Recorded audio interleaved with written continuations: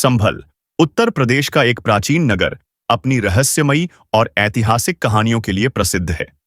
यह नगर अपने नाम की ही तरह एक अद्भुत अतीत को अपने भीतर समेटे हुए है।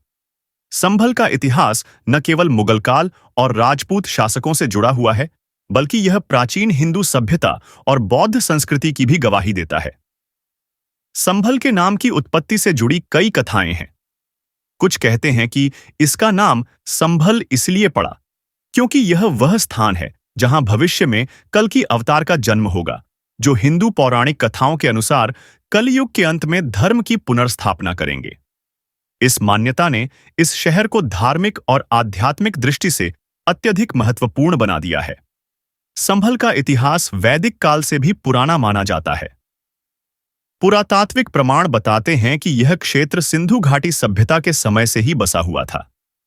पुरानी कथाओं के अनुसार यह स्थान उन ऋषियों और मुनियों का निवास था जो तपस्या और वेदों के अध्ययन के लिए यहां आते थे।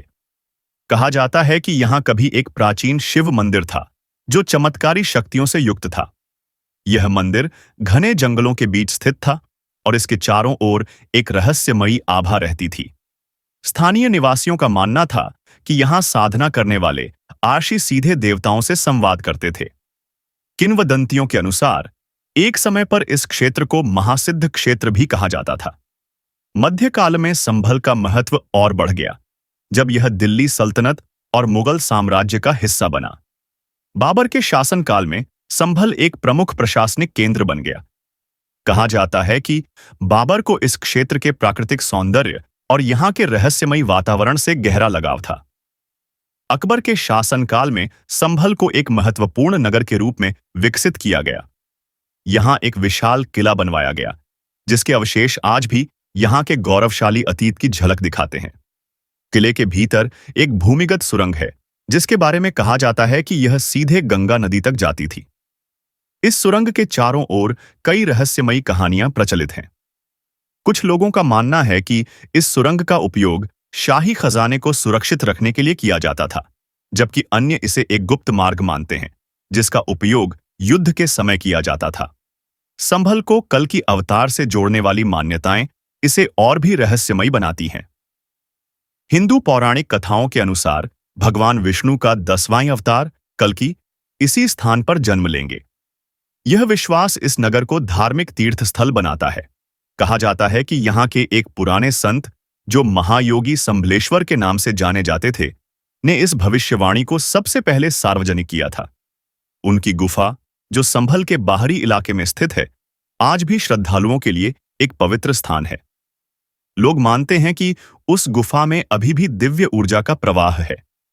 संभल की भूमि पर कई अद्भुत घटनाएं घटी हैं, जिन्हें यहाँ के लोग आज भी याद करते हैं।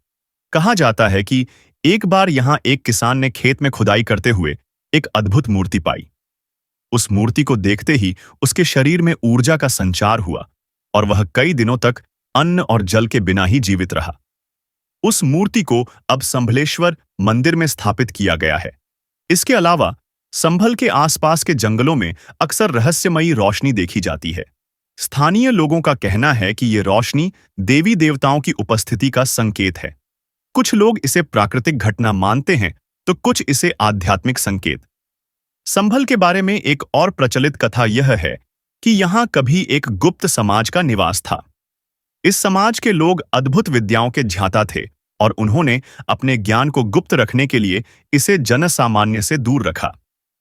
कहा जाता है कि इस गुप्त समाज के कुछ सदस्य आज भी जीवित हैं और गंगा के तट पर स्थित एक गुफा में निवास करते हैं। एक और कहानी बताती है कि संभल के पुराने किले के खंडहरों में रात के समय कुछ रहस्यमयी गतिविधियां होती हैं।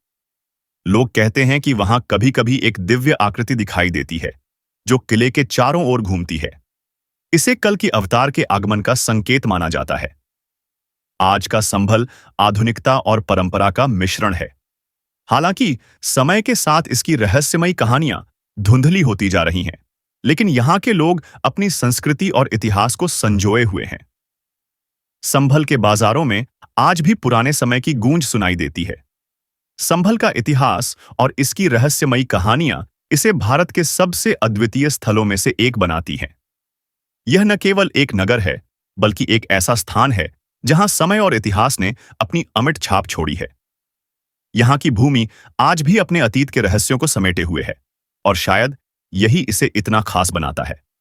संभल का अतीत, वर्तमान और भविष्य तीनों ही रहस्य और संभावनाओं से भरे हुए हैं। यह नगर अपने आगंतुकों को हमेशा एक अनसुलझा प्रश्न छोड़ जाता है।